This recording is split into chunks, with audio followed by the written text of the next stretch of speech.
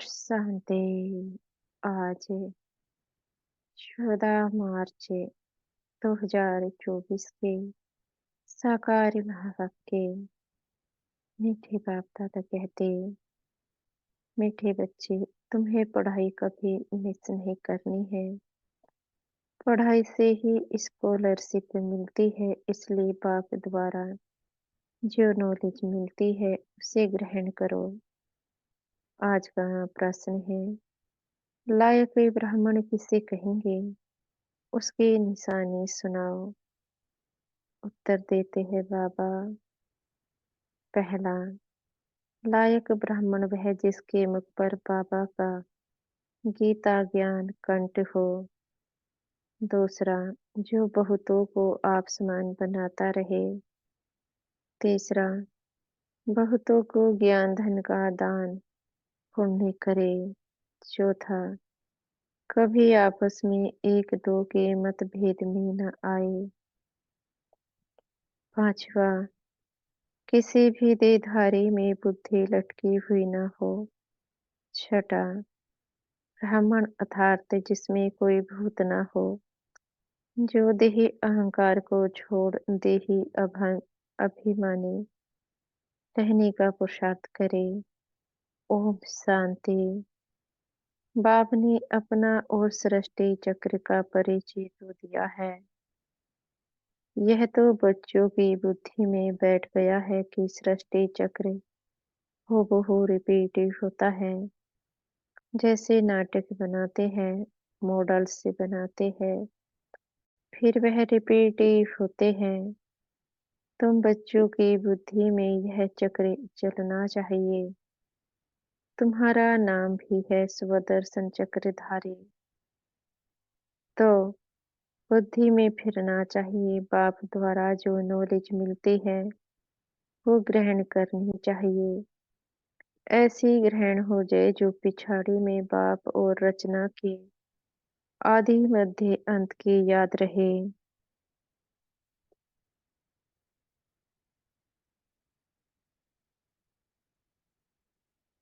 बाबा कहते हैं, बच्चों को बहुत अच्छी रीति पुरुषार्थ करना है।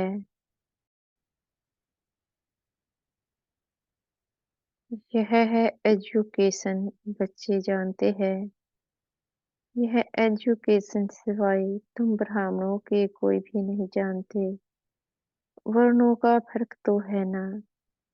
मनुष्य समझते हैं हम सब मिलकर एक ही हो जाए। अब इतनी सारी दुनिया एक तो हो नहीं सकती। यहाँ सारे विश्व में एक राज्य, एक धर्म, एक भाषा चाहिए। वो तो सतयुग में था। विश्व की बादशाही थी, जिसके मालिक यह लक्ष्मी नारायण थे।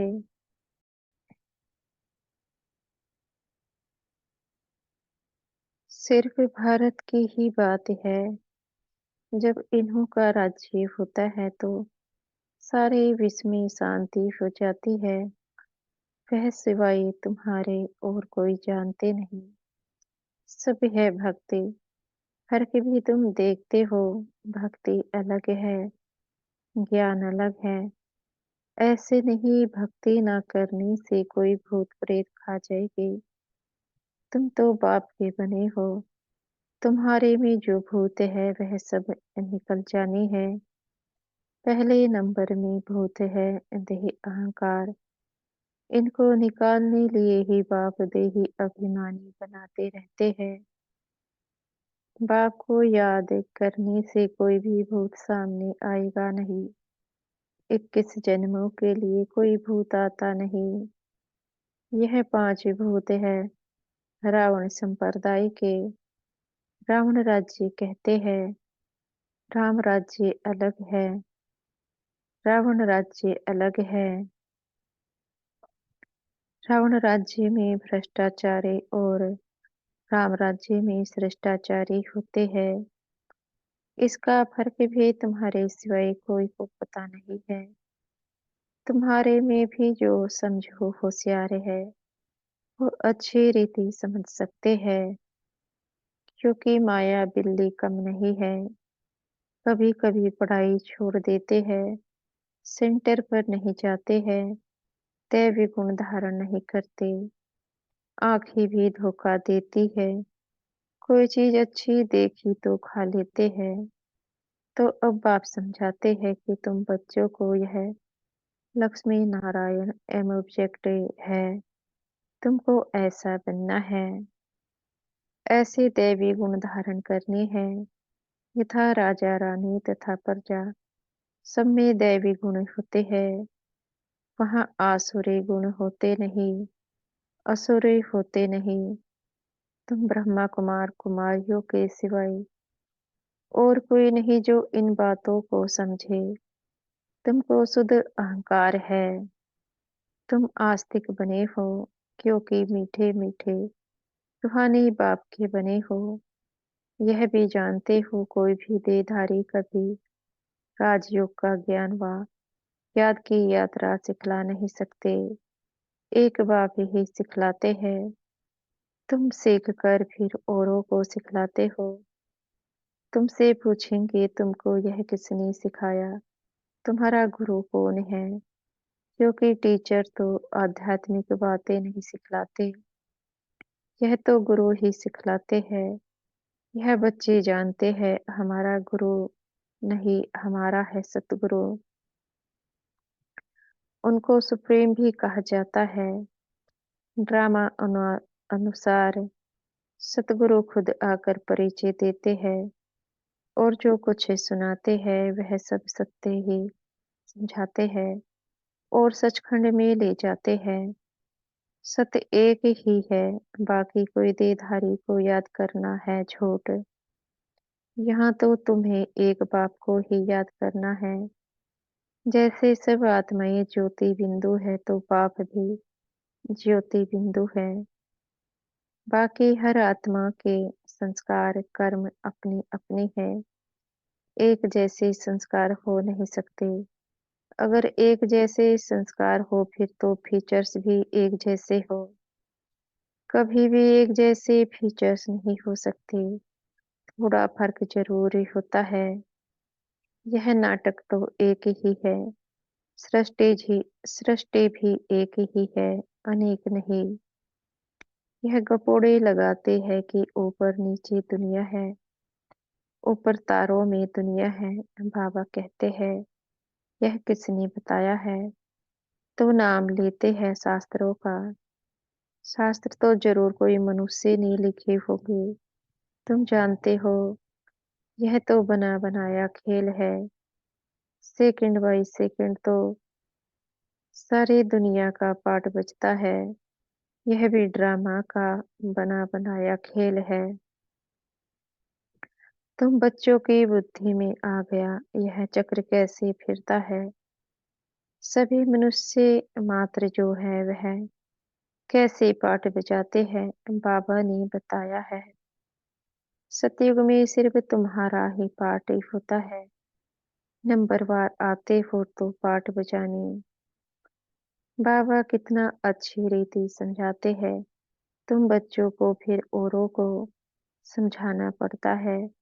बड़े बड़े सेंटर्स खोलते रहेंगे तो बड़े बड़े आदमी वहां आएंगे, गरीब भी आएंगे। अक्सर करके गरीबों की बुद्धि में झट बैठता है, बड़े बड़े आदमी भल आते हैं, परंतु काम पड़ गया तो कहेंगे फुर्सत नहीं है। प्रतिज्ञा करते हैं हम अच्छी रीति पढ़ेंगे, फिर अगर नहीं पढ़ते तो धक्का लग जाता है, माया और ही अपनी तरफ खींच लेती है। बहुत बच्चे हैं जो पढ़ना बंद कर देते हैं, पढ़ाई में मिस रहे तो जरूर फेल हो पड़ेंगे। स्कूल में जो अच्छे अच्छे बच्चे होते हैं वह कभी शादियों पर इधर उधर जाने की छुट्टी नहीं लेते हैं। बुद्धि में रहता है हम अच्छी रीति पढ़कर स्कॉलरशिप लेंगे, इसलिए पढ़ते हैं। मिस करने का ख्याल नहीं करते, उन्हों को पढ़ाई के सिवाय कुछ भी मीठा नहीं लगता। समझते हैं मुफ्त समय वेस्ट होगा, यहाँ एक ही टीचर पढ़ाने वाला है, तो कभी पढ़ाई मिस नहीं करनी चाहिए। बाबा कहते हैं इसमें भी नंबरवार पुरुषार्थ अनुसार है। देखते हैं पढ़ने वाले अच्छे हैं तो पढ़ाने वाले की भी दिल लगती है। टीचर का नाम बाला होता है। ग्रेड ग्रेड बढ़ती है। उच्च पद मिलता है। यहाँ भी बच्चे जो जितना पढ़ते हैं उतना उच्च पद पाते हैं। एक ही क्लास में कोई पढ़कर उच्च पद पाते हैं, कोई कम। सबकी कमाई एक जैसी नहीं होती। बुद्धि पर मदार है। वो तो मनुष्य मनुष्य को पढ़ाते हैं। तुम जानते हो बेहद का बाप हमको पढ़ाते हैं तो अच्छी तरह पढ़ना चाहिए। गफलत नहीं करनी चाहिए। पढ़ाई को छोड़ना नहीं चाहिए। एक दो के ट्रेटर भी बन पड़ते हैं। उल्टी सुलटी बातें सुनाकर परमत पर नहीं चलना चाहिए। श्रीमत के लिए कोई कुछ भी कहे तुमको तो निश्चय है बाप हमको पढ़ाते हैं। फिर वह पढ़ाई छोड़नी नहीं चाहिए। बच्चे नंबरवार है। बाप तो अव्वल नंबर है। इस पढ़ाई को छोड़ और कहाँ जाएंगे? और कहाँ से यह पढ़ाई मिल ना सके? शिव बाबा से पढ़ना है। सौदा भी शिव बाबा से करना है। कोई उल्टी सुल्टी बातें सुनाकर औरों का मुख मोड़ देते हैं। यह बैंक शिव बाबा की है। समझो कोई बाहर से सत्संग शुरू करते कहते हैं हमें शिव बाबा की बैंक में जमा करना है। कैसे करेंगे? बच्चे जो आते हैं शिव बाबा के भंडारी में डालते हैं। एक पैसा भी देते हैं तो 100 गुना होकर मिलता है।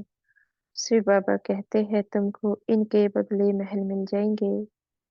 यह सारी पुरानी दुनिया खत्म होने वाली है। धनवान अच्छे अच्छे कुटुंब से बहुत आते हैं। ऐसे कोई नहीं कहते कि हमारे शिव बाबा के भंडारे से परवरिश नहीं होती है। सबकी पालना हो रही है। कोई गरीब है, कोई साहूकार है। साहूकार से गरीब पलते हैं। इसमें डरने की बात नहीं। बहुत चाहते हैं हम बाबा के बन जाए परंतु लायक भी हो, तंदुरुस्त भी चाहिए, ज्ञान भी दे सके। गवर्नमेंट भी बहुत जांच कर लेती है। यहाँ भी सब कुछ देखा जाता है। सर्विस कर सकते हैं, नंबरवार तो है।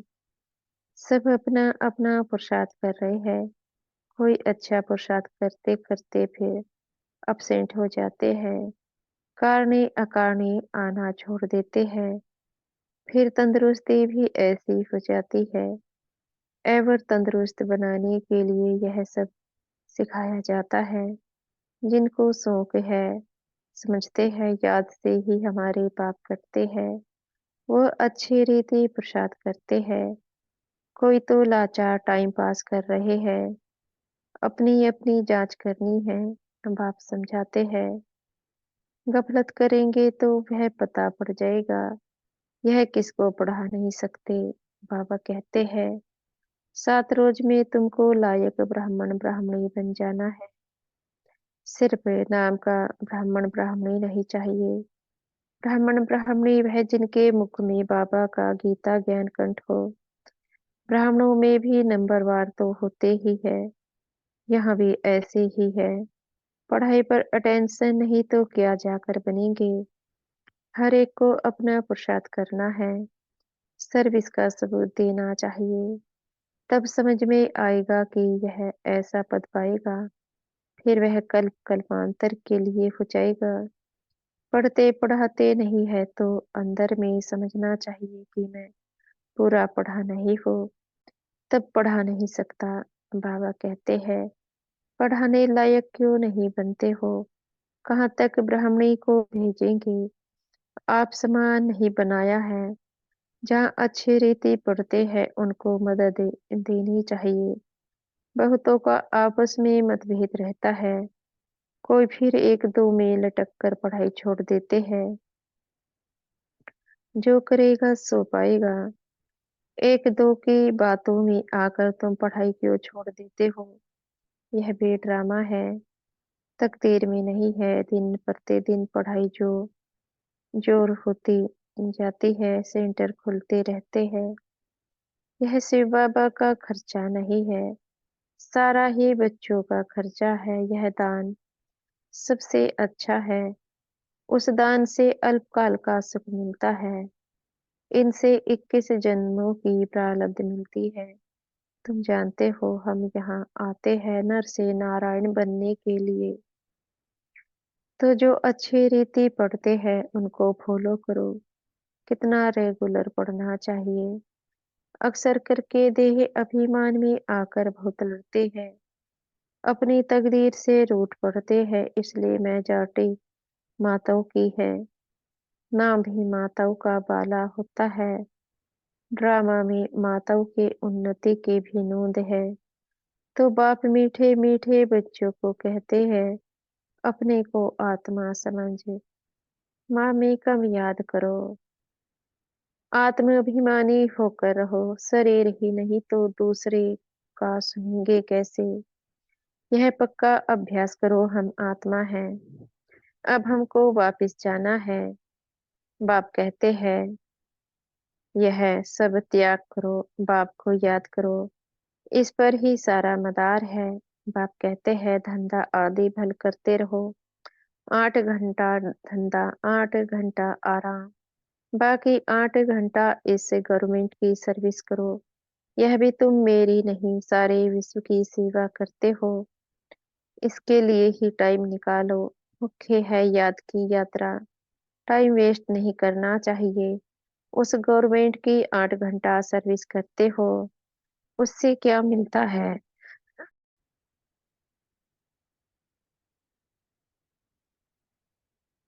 उससे क्या मिलता है? 1000 दो 5000। इस गवर्नमेंट की सर्विस करने से तुम पद्मापति पद्मपति बनते हो। तो कितना दिल से सेवा करनी चाहिए। 8 रत्न बनी है तो जरूर 8 घंटा बाबा को याद करते होंगे। भक्ति मार्ग में बहुत ही याद करते हैं, टाइम गवाते हैं, मिलता कुछ भी नहीं है। गंगा स्नान जप तप आदि करने से पाप नहीं मिलता है।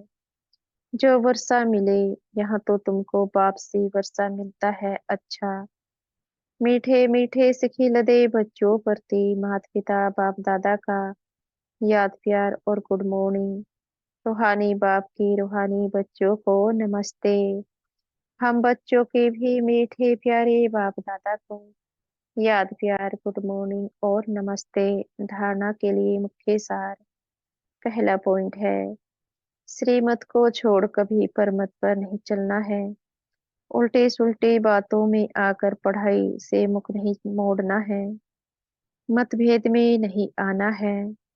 दूसरा पॉइंट है, अपनी जांच करनी है कि हम कहाँ तक गफलत तो नहीं करते हैं।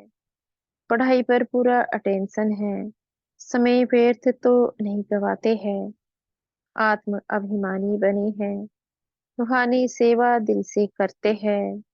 आज का वरदान है, हमारे सतगुरु जी हमें आज का वरदान दे रहे हैं।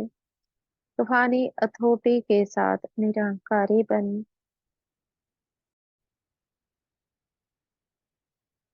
सत्य ज्ञान का प्रत्येक स्वरूप दिखाने वाले सच्चे सेवाधारी भव।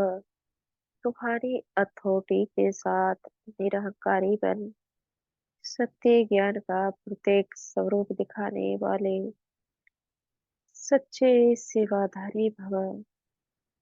जैसे वृक्ष में जब संपूर्ण फल की अथॉरिटी आ जाती है तो वृक्ष झुक जाता है, अर्थात निर्वाण बनने की सेवा करता है।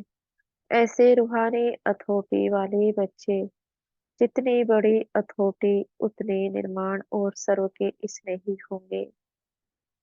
अल्पकाल की अथॉरिटी वाले अहंकारी होते हैं, लेकिन सत्यता की अथॉरिटी वाले अथॉरिटी के साथ निरअहंकारी होते हैं। यही सत्य ज्ञान का प्रत्यक्ष स्वरूप है। सच्चे सेवाधारी की वृत्ति में जितनी अथॉरिटी होगी, उसकी वाणी में उतना ही स्नेह और नम्रता होगी। आज का स्लोगन है, भाग्य का आधार त्याग है, बिना त्याग के भाग्य नहीं मिलता। भाग्य का आधार त्याग है, बिना त्याग के भाग्य नहीं मिलता। अच्छा, ओम शांति। शुक्रिया हमारे मीठे प्यारे बाप दादा का, मीठे टीचर जी व मीठे सतगुरु जी का। आपका बेहद का शुक्रिया। ओम शांति।